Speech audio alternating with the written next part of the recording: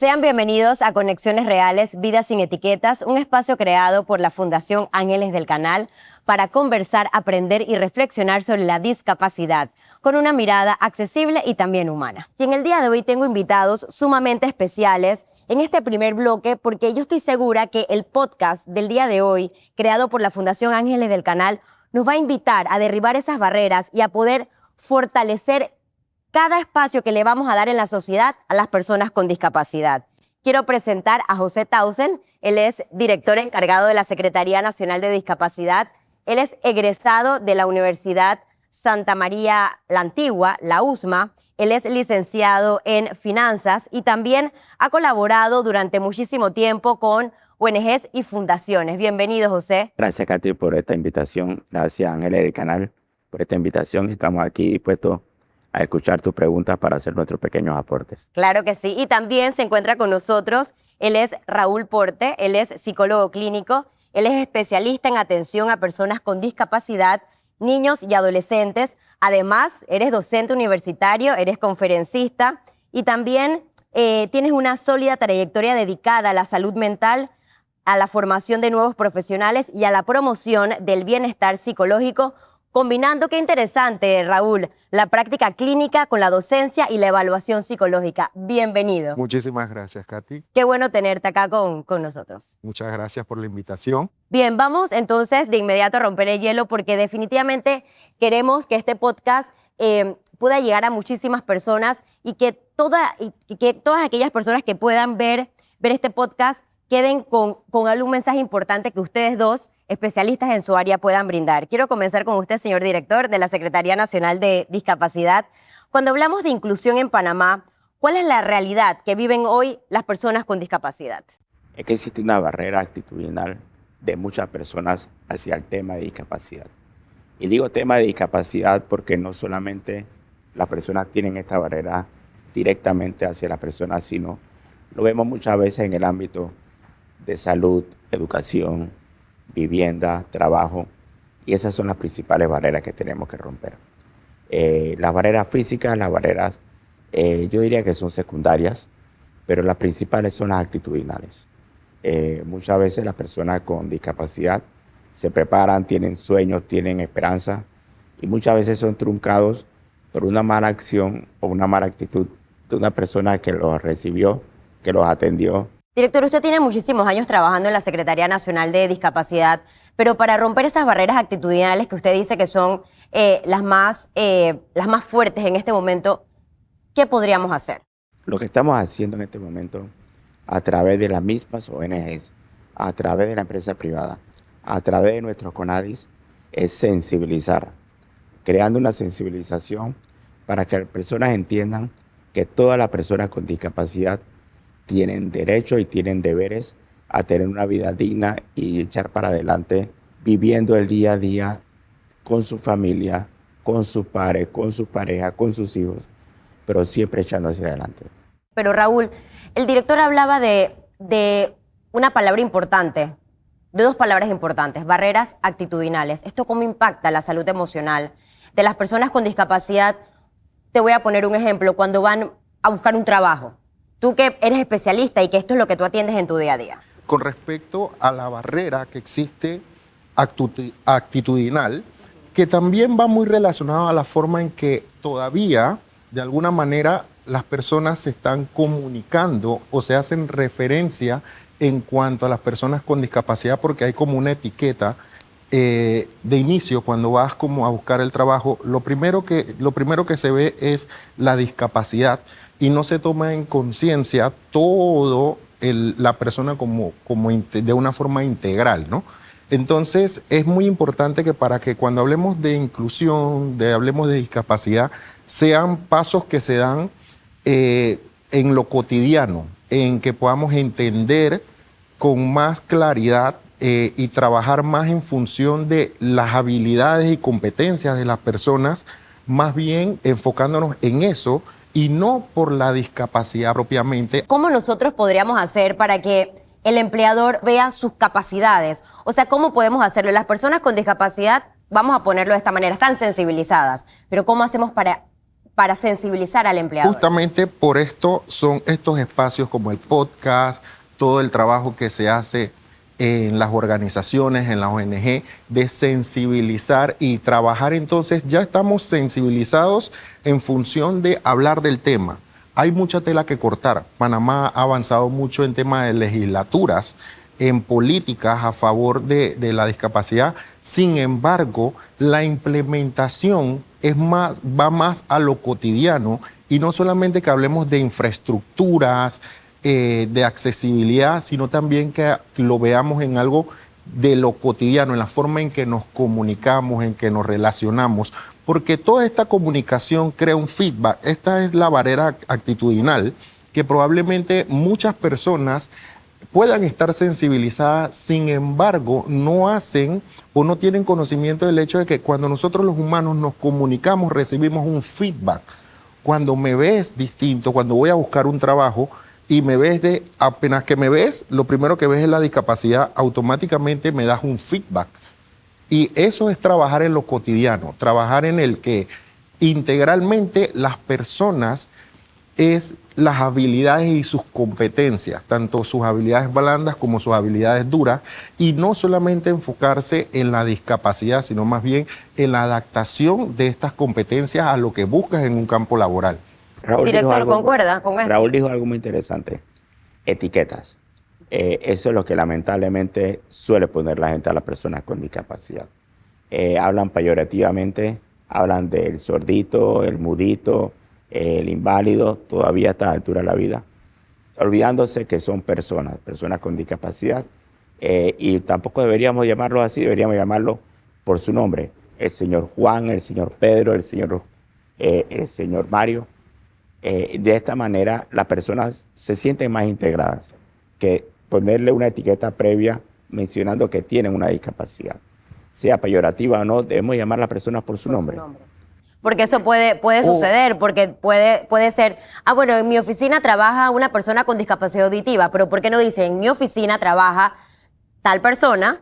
Y bueno, si al final le quieren colocar que tiene una discapacidad auditiva, bueno, pero lo llamaron por su nombre, que creo que es lo más importante. Exacto, pero ¿qué tan necesario, si estamos en una conversación y esta persona tiene una discapacidad auditiva, qué tan necesario necesitamos meter esta parte de la discapacidad en la conversación? No es necesario. No, porque al menos que sea un tema muy particular que necesitemos tener eso presente, pero generalmente se dice Juan, el que le falta un brazo, Raúl, el que le falta una pierna.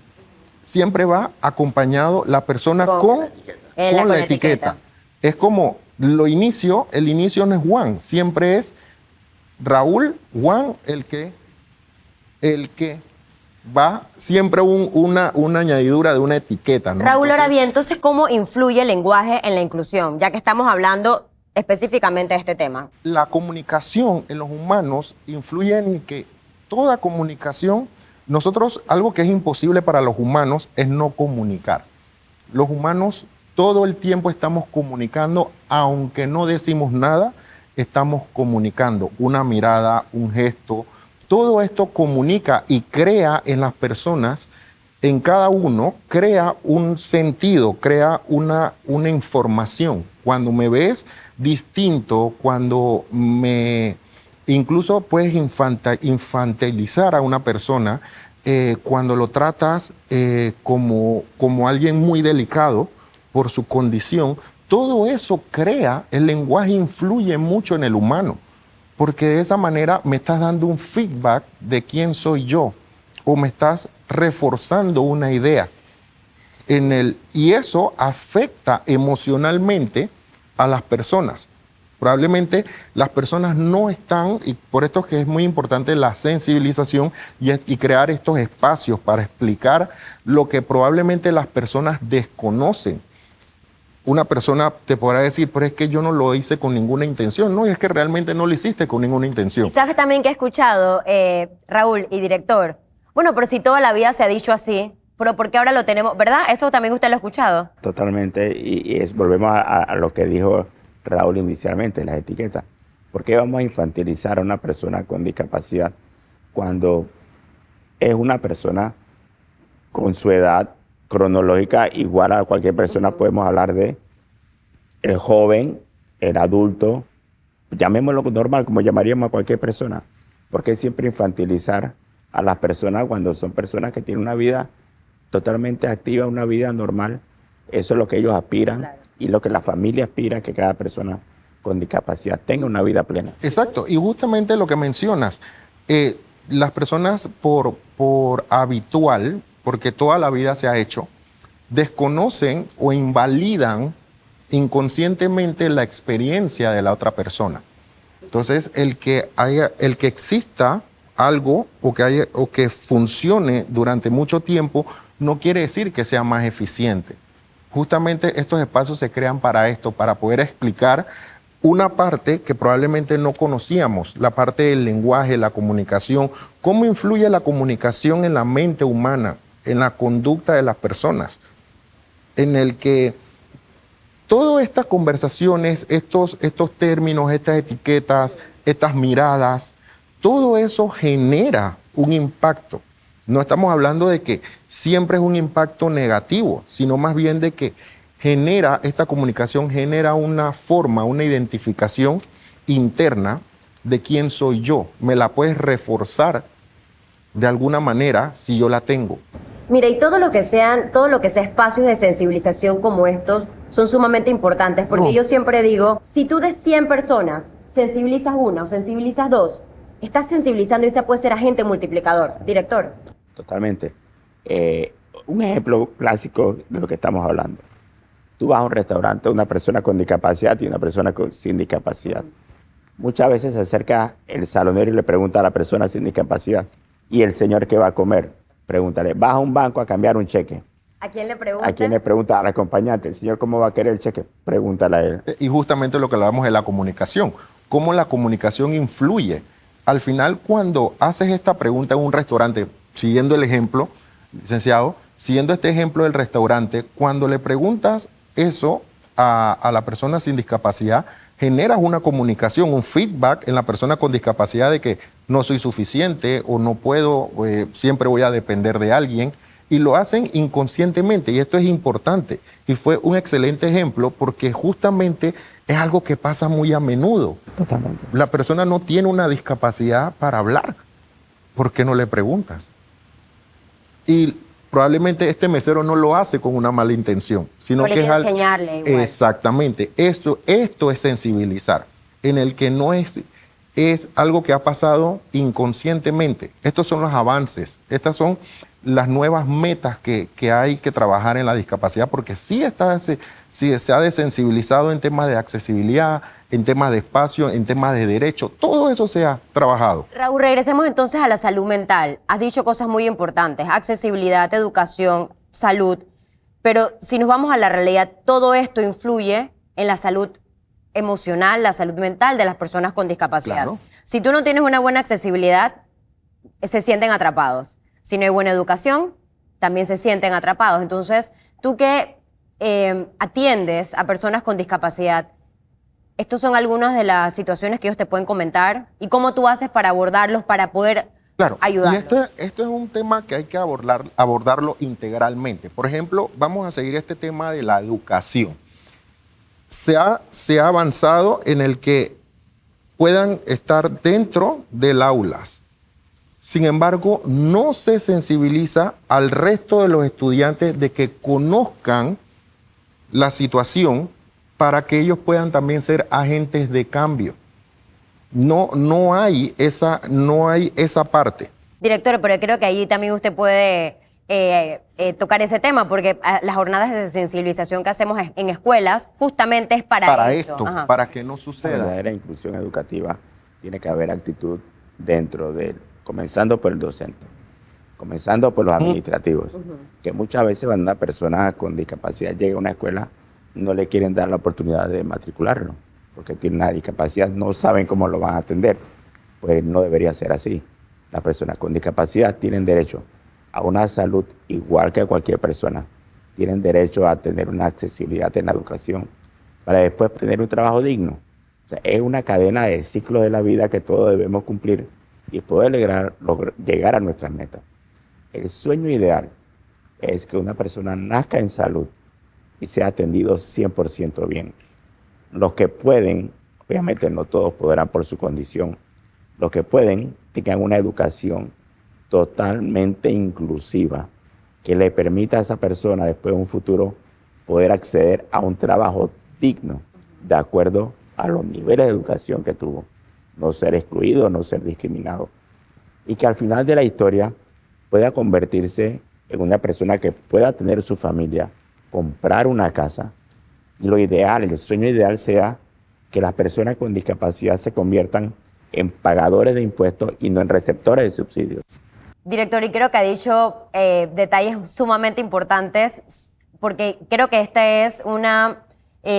no quisiera usar la palabra queja porque realmente tal vez no sea la palabra adecuada, pero es recurrente. Yo me imagino que cada vez que usted se reúne con ONG o con personas con discapacidad, ese es el sueño que ellos quisieran, este es lo ideal, pero de alguna manera se sienten que todavía no llegamos a eso. Eso es lo que le dicen, se está trabajando en ello. Totalmente de acuerdo. Nosotros, para la parte educativa, generamos un proyecto que se llama Mis Amigos y Yo.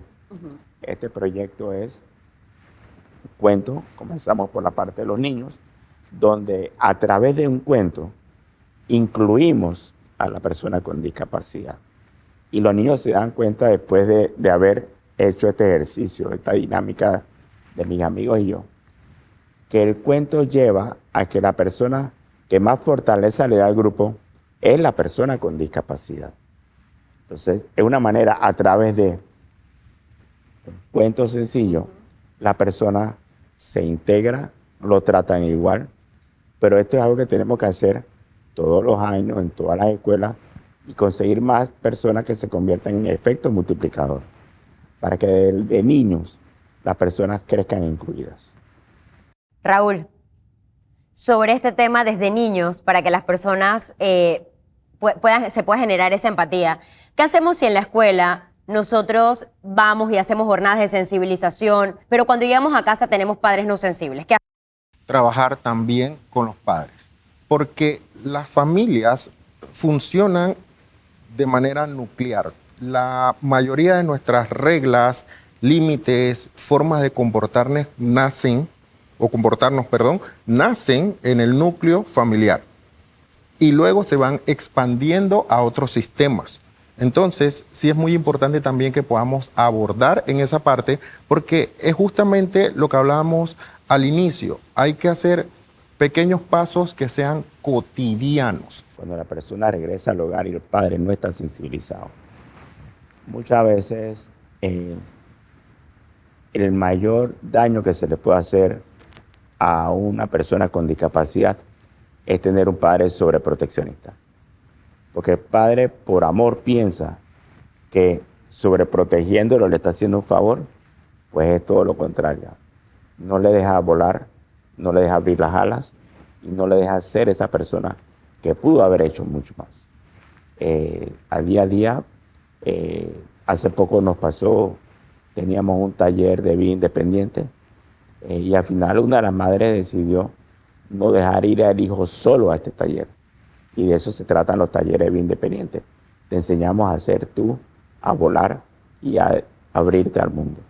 Entonces muchas veces, cuando pensando que es por amor, le cerramos las puertas a nuestros hijos, sobreprotegiéndolos, pues esa es una cosa que no debería pasar. Hay una delgada línea en querer cuidar a nuestro hijo o a nuestra hija, pero saber que tiene que volar de alguna manera. Pero es complicado. Ok, es complicado cuando mamá o papá y la persona con discapacidad no están conectados o no están en la misma sintonía. Te doy un ejemplo en consulta, me sucedió este caso en el que mi paciente estaba muy frustrado por eso, porque pasaba esto. Él se sentía, un adolescente, se sentía muy frustrado porque cuando tosía, cuando tenía algún tema, automáticamente la mamá iba encima y no lo dejaba, él se frustraba mucho y comenzaron como a tener una relación un poco, no mala, más bien, tenían discusiones. Pero una relación sobreprotectora. Ajá, puede ser. Exactamente, tenían discusiones Me decía la mamá, pero es que ahora está de muy mal humor y siempre estamos chocando. Y, ok, ¿qué es lo que sucede? Dice, "Yo estoy frustrado porque no me deja ser, no me da mi espacio. Pero, Sí, yo pero sé ¿tiene, que necesito. ¿tiene Sí, discapacidad? sí. Ok. Yo sé que necesito ayuda, pero hay hasta cierta parte yo puedo solo. Yo necesito hacerlo por mí. Porque claro, es este momento en la adolescencia en el que hay una discapacidad. Sin embargo, mentalmente sigue siendo un adolescente en el que se está formando tu identidad, está siendo reformulado. Y en que las hormonas están en ese momento. Exacto, hay un momento, el sistema límbico, el prefrontal, hay todos estos cambios que se dan en la adolescencia y las emociones son muy intensas. La programación de las funciones ejecutivas es distinta. Entonces, se frustraba mucho porque no le daban, lo infantilizaban. Eso me trata como un niño, como si fuera un peladito. Porque va de una vez a, ¿qué te pasó? ¿Qué? Y yo necesito toser, si necesito vomitar, vomito. Pero si yo necesito ayuda, yo sé hasta dónde, pero yo quiero lidiar mis cosas yo mismo. Y ahí tuvimos que conversar los tres, ok. Lo importante de esto no es que lo sobreprotejas, lo importante es que él sepa que tú estás allí para cuando yo te necesite. Cuando yo sienta que necesito de ti, entonces yo te digo, ayúdame. Mientras, permíteme que yo haga mi gestión. Y fue fabuloso porque allí entonces ya todo el mundo estaba en sintonía. El problema es que cada quien estaba por sintonías distintas. Alguien quería hacer las cosas por sí mismo y la mamá quería sobreproteger, lo que es lo normal. Es un trabajo, ¿no? Eso es un trabajo, eso hay que hacerlo poco a poco. Claro. Y la verdad es que si uno tiene un hijo con discapacidad, obviamente el padre lo primero que va a hacer es no quiere que le pase nada, o sea, y lo podemos entender. Yo tengo un hermano con discapacidad, o sea, y puedo ver a mi mamá que lo hace con mi hermano, pero realmente no es un tema de sobreprotegerlo, o sea, ella lo deja, pero tengo que estar consciente que es Juanpi, que es mi hermano, él tiene una discapacidad física, él es independiente hasta cierto punto, pero hay otras cosas que él necesita ayuda. Hay que estar conscientes de eso. Cada discapacidad tiene necesidades diferentes. O sea, eso es importante saberlo. Todas las discapacidades son diferentes. Lo importante aquí es poderlos hacer seres humanos, trabajadores de bien, que puedan enfrentar la vida, que tengan las herramientas emocionales para enfrentar la vida. Si no permites que viva la experiencia, que viva y pruebe sus límites, sí. ¿Cómo desarrollar? Tienes que dejar que se equivoque también. Claro, como todos, ¿verdad? Claro. Te equivocas, pero sabes que hay alguien detrás. Lo importante es saber que detrás de mí, detrás de estas personas, hay alguien. Eso es lo importante. Pero si no lo dejas, claro, no desarrolla. No desarrolla. Mensaje final que quieran brindar en este primer bloque. Inclusión, oportunidades, que es lo que necesita cada persona con discapacidad. Permitirles educarse, permitirles trabajar, no sobreprotegerlos, no etiquetarlos y siempre considerarlos como una persona más de nuestra sociedad. Raúl. La importancia de trabajar y hablar de este tema comienza siempre en lo cotidiano, en que ya hemos avanzado mucho en el tema y podemos seguir avanzando mucho más, trabajando desde lo cotidiano en hacer los cambios un día a la vez, y esto va a crear un hábito de que podamos ir siempre viendo la oportunidad de mejora para llegar a ese ideal que hablábamos durante este primer bloque, ¿no? Raúl, muchísimas gracias por habernos acompañado en el podcast en el día de hoy. Y se encuentra con nosotros el capitán Felipe Francis Nereira. Él es práctico del canal y miembro de la Fundación Ángeles del Canal, brazo social de la Cooperativa de Prácticos del Canal, donde se impulsan proyectos y ayudas que transforman la vida de muchas personas con discapacidad y sus familias. Bienvenido, capitán. Qué placer tenerlo con nosotros en este podcast. Hola, muchas gracias. Gracias por la invitación. Capitán, ¿cómo nace la Fundación Ángeles del Canal y cuál es la misión principal? La cooperativa de prácticos, que nace en el 99, ha estado envuelta por muchos años con el Senadis y en muchas labores sociales. Pero en octubre del 2020 decidimos formalizar y dar estructura al brazo social de la cooperativa de prácticos para dar donaciones y aportes a la sociedad de manera más estructurada y más organizada. Entonces, la misión principal de nosotros es básicamente tratar de aportar y donar a instituciones y a personas que necesiten los recursos para mejorar su calidad de vida. Nosotros decidimos organizarnos y, en vez de hacerlo individualmente, que también se puede, que también lo hacemos muchos, decidimos darle forma y estructurada una fundación sin fines de lucro para poder ayudar a instituciones de la mano del Senadis a las personas que lo necesiten. Director. La verdad, el nacimiento de esta alianza público-privada entre Fundación Ángeles del Canal, como lo dices, iniciamos con COPRAC, y la Senadis ha sido muy valiosa. Aportar recursos, aportar equiparación, aportar inclusión a un grupo de panameños que quizás no lo hubiesen tenido antes, es un gran ejemplo digno de emular de muchas empresas privadas y de cooperativas y de cualquier asociación que tenga recursos en la República de Panamá. Yo creo que el trabajo que ustedes están haciendo con este matrimonio con la Secretaría Nacional de Discapacidad es positivo porque le dan a una persona con discapacidad una ayuda técnica que quizás dentro de nuestra institución se hubiese demorado un poco más en adquirirla por los procesos gubernamentales que son más largos. Felicitamos a Ángeles del Canal por este paso que han dado, formalizarse, y que esta alianza perdure lo que Dios diga que tenga que perdurar. Capitán, son muchas las historias porque han entregado muchas ayudas técnicas y han transformado la vida de personas con discapacidad y también sus familias, ¿correcto? Correcto. Cuéntenos su experiencia. Sí, bueno, como ya te comentaba, nosotros nos dimos cuenta de que hay veces que una persona demora tanto en obtener algo tan sencillo, tan importante, tan sencillo como una silla de ruedas, una prótesis. Entonces, de ahí decidimos organizarnos y tratar de agilizar, aquí como dijo el licenciado Townsend, agilizar esos procesos para que esas personas tengan lo que necesitan, ya sea algo como unos audífonos, una silla, una andadera, una prótesis, y que le puedan mejorar la calidad de vida. Porque la misión también principal de la Fundación es hacer como una inserción social a esas personas que necesitan la ayuda técnica y no solamente darle lo que necesiten, sino mejorarle su calidad de vida. Alguien que pueda volver a trabajar, alguien que pueda volver a estudiar. O sea, que se sienta que su vida no se paralizó por lo que sea que le pasó, ¿sabes? Yo, en lo personal, no tengo familiares ni muchos contactos con gente que tenga de alguna discapacidad, pero sí lo ves cuando vas en el día a día. Entonces, qué bueno es ver a alguien que, por ejemplo,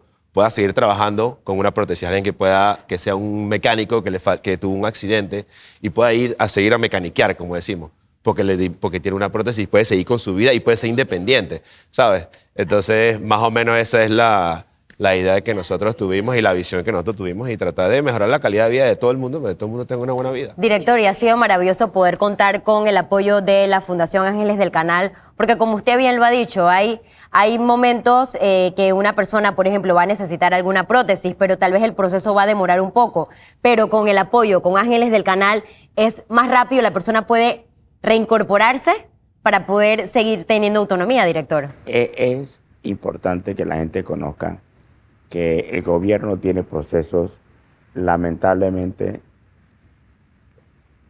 largos y para algunos tediosos, pero en el sector gubernamental son importantes. En la empresa privada tú puedes hacer muchas cosas y gracias a Dios, con esta alianza que tenemos con la Fundación Ángeles del Canal, ellos le han dado a personas con discapacidad audífonos, sillas de ruedas específicas, coches ortopédicos, prótesis. Estamos dándole a una persona una parte de su anatomía que perdió por un motivo o por otro. Y las prótesis que han logrado dar ellos a través de talleres panameños han sido muy positivas para cambiar la vida de las personas con discapacidad. Son muchísimas las ayudas técnicas que ustedes pueden o han colaborado y han brindado, pero ¿cómo, capitán, cómo identifican esos casos? Porque tienen que haber muchísimos, pero ¿cómo hacen para identificarlos? ¿Eso lo hacen con ayuda de Senadis o cómo lo hacen? Cómo no, nosotros dentro del acuerdo recibimos de parte de la Fundación Ángeles del Canal y nos dicen que queremos donar en este periodo tantas sillas, tantas prótesis, tantos audífonos. Y nosotros dentro de nuestros expedientes le damos a ellos copia de los expedientes. Entonces ya ellos se encargan de realizar la compra, de tomar las medidas nuevamente a las personas para que la persona pueda tener su ayuda técnica. Pero todos los expedientes nacen de la Senadis. Son expedientes de la Senadis, entonces... Que pasan acá a la directiva de la fundación, entonces cada caso se revisa meticulosamente, diría yo, y tratamos de alocar lo que sea que la persona necesita y a la que más lo necesite, honestamente, también. Pueden ser niños, adultos. Exacto, depende del caso. O sea, cada caso que recibimos de aquí del Senadis, entonces se estudia, entonces se decide, ok, mira, en este momento creo que este es el que más lo va a necesitar o el que más lo puede utilizar y demás. Capitán, ¿hay alguna historia que te haya marcado durante tu trayectoria, que te haya impactado de alguna manera? Mira. Son muchas, yo lo sé, estoy segura que sí. Son un montón, pero la que más me ha impactado a mí, porque digamos que soy uno de los pelados de la fundación. Hay un caso que había un niño que estaba como trepando un palo de mango que iba a buscar como un mango y se cae. Y tiene una lesión en la espalda. Y le amputan ambas piernas. Y el niño, o sea, se le dan las prótesis y el niño vuelve a jugar y a estudiar y a hacer todo. Creo que esa es una de las que está piñadas en nuestro Instagram. Eso a mí me impactó de sobremanera porque ¿quién no se trepó en un palo de mango alguna vez? O sea, eso pudo haber sido cualquiera de nosotros. Cualquiera. ¿Sabes? Entonces, devolverle la vida a ese niño es como, no tiene precio. Ahí donde tú ves y que, bueno, vale la pena y todo se ve lo que estamos haciendo y nos nace de corazón y uno lo puede palpar y ese niño la vida se le devuelve y le cambiaron la vida. Claro, te le devuelves la vida, estás estudiando de nuevo y quién sabe quién, cuidado que sea doctor y de repente nos ayuda a todos nosotros, a todos cuando estamos viejitos, no sé, ¿sabes? Claro. Pero bueno, ese caso a mí me impactó porque era una travesura que se convierte en un accidente triste, pero dentro de esto le cambiamos la vida de nuevo y le devolvemos parte de la vida al niño. Aquí es donde es importante recalcar que la discapacidad no solamente es al momento de nacimiento, sino puede ser adquirida, director. Exactamente. Adquirida y él ha dicho algo muy interesante. Cuando Felipe dijo que la persona lo hemos regresado a su vida del día a día, la vida da vuelta. Panamá es tan chiquito y sepa Dios, quizás esa es una persona que el día de mañana es la que te va a ayudar, es la que te va a dar un espaldarazo, es la que te va a atender en el momento que tú vayas a una oficina. Así que por eso es importante incluir. Eso es importante, capitán, son recursos propios. Sí, básicamente son las donaciones y las aportaciones de cada piloto o terceros que aportan lo que les nazca y la parte de la cooperativa también da parte al fondo de la Fundación de Ángeles. Así que básicamente todo eso es un pot que hemos hecho todos nosotros. Yo tengo menos tiempo, pero hay unos que tienen más tiempo y digo, eso se ha hecho algo muy bonito, pero es puro recurso de nosotros. ¿Enfrentan algún desafío para seguir apoyando a las personas? Porque han cambiado la vida de muchas personas, han contribuido, pero ¿enfrentan algunos desafíos ustedes como fundación? Honestamente, yo no creo. Yo pienso que esta fundación en su defecto es más grande, porque creo que cada vez llegamos a más pilotos, cada vez llegamos a más terceros y cada vez la familia de los pilotos se están involucrando más. ¿Cómo hacen para llegar? O sea, ¿cómo hacen ustedes como fundación como para llegar a más pilotos o a sus familias? ¿Cómo hacen? Porque y también pueden sumarse otras personas, ¿no? Sí, claro. O sea, honestamente, nosotros hablamos tanto, a veces cuando estás en el barco tú hablas y te la estás echando cuentos, no sé, 10, 5 minutos. Hey, Felipe, ¿cómo va todo? Mira, hicimos esto. Hey, mira, ¿cómo puedo ayudar? Y ya tú dices, mira, cómo yo no sabía que que nosotros individualmente podíamos ayudar. Yo no sabía que yo me podía inscribir a la cooperativa. Mira, que mi esposa tiene un primo que es así, que también que vive en, no sé, Chiriquí y él conoce gente allá y demás. Y entonces se va como regando la voz, y cuando vienes a ver tienes una red de personas que toda a raíz de 3, 4 pilotos que tuvieron esta visión, ¿sabes? Entonces yo pienso que cada vez es más grande y así se va expandiendo como de boca en boca, diría yo. Con este podcast probablemente un poquito más en la red, porque ahora todo es redes sociales, ¿no? Me encantó escuchar lo que dijo Felipe, que el mayor desafío es verla crecer. Y ojalá esta fundación crezca y cada día podamos ayudar con nuestros expedientes a los recursos que ellos provean para ayudar a más panameños. Usted como director de la Secretaría Nacional de Discapacidad, ¿qué impacto usted ha visto que ha tenido estas ayudas en la calidad de vida de las personas con discapacidad y sus familias? Porque no podemos dejar atrás a las familias, porque sí, la persona con discapacidad le brindamos esa autonomía, esa fortaleza para que pueda seguir, pero las familias es un brazo totalmente importante. Yo creo que el impacto que podemos ver a través de esta ayuda de Ángeles del Canal es súper positivo. Entregados, la familia se involucra. Yo creo que el trabajo que están haciendo ellos debe ser emulado. Debe ser emulado por cooperativas, la empresa. Sabemos que hay empresas privadas que dan su granito de arena a través de sus propias fundaciones, pero enfocado a ayudas técnicas, solamente he visto que lo hacen 2 fundaciones en Panamá. Y la de la cooperativa es algo muy importante para nosotros en la Secretaría. Es que las ayudas técnicas con especificaciones son costosas y realmente, capitán, es increíble la labor que ustedes realizan. Sí, de verdad que es algo que, mira, yo soy medio nuevo en esto y yo no sabía que se podía hacer tanto, pues nosotros estamos tan metidos en los barcos a veces que uno se le va la percepción del mundo de afuera, ¿sabes? Pero cuando uno empieza a ver cómo las necesidades de las personas y cómo uno puede ir ayudando y aportando, y cómo una cosa tan sencilla como una prótesis, unos audífonos, cómo le cambia la vida a uno, entonces, claro, y si lo podemos hacer, ¿por qué no? ¿Por qué no ayudar a la gente, ¿sabes? Y cada día la tecnología avanza, y cada día las ayudas técnicas cambian gracias a la tecnología. Tal cual. Y ustedes he visto que no han escatimado esfuerzo en donar tecnología a las personas con discapacidad. Que si la tecnología ha avanzado, no podemos pelearnos con la tecnología, tenemos que estar con ella. Entonces, eso creo que es importante, eso que ha dicho, director. Claro, siempre se trata de dar lo que sea que es lo último que está en el mercado. Si es un par de audífonos, bueno, lo último, no lo más viejo. Si es una prótesis, la que tenga las mejores articulaciones y amortiguadores y demás. O sea, entonces siempre tratamos como de ir acorde con la tecnología y dar lo último que es lo que hace que la persona que lo va a usar lo disfrute, no, la palabra no es disfrutar, pero que lo maximice de mejor manera. Exacto. ¿Han tenido contacto con estas personas con discapacidad que han recibido las ayudas técnicas o con las familias? ¿De alguna manera han mantenido esa comunicación con ellos, capitán? Sí, hemos mantenido, no sé qué tanto tenemos en la retroalimentación, pero sé que de vez en cuando ellos pasan por ahí y nosotros vamos allá y vemos cómo está y vemos que la gente creció y cómo se están desarrollando de vuelta en su vida y demás. Y sí, es bonito cuando uno va, ponte, 1 año después, 2 años después, y tú ves que la persona está en su vida normal, que es lo que uno quiere, está en su vida normal, en su día a día, como tú y yo, normal. Entonces eso es lo que te satisface a ti. Director, el futuro de la inclusión en Panamá. El futuro de la inclusión de Panamá, yo creo que es hoy.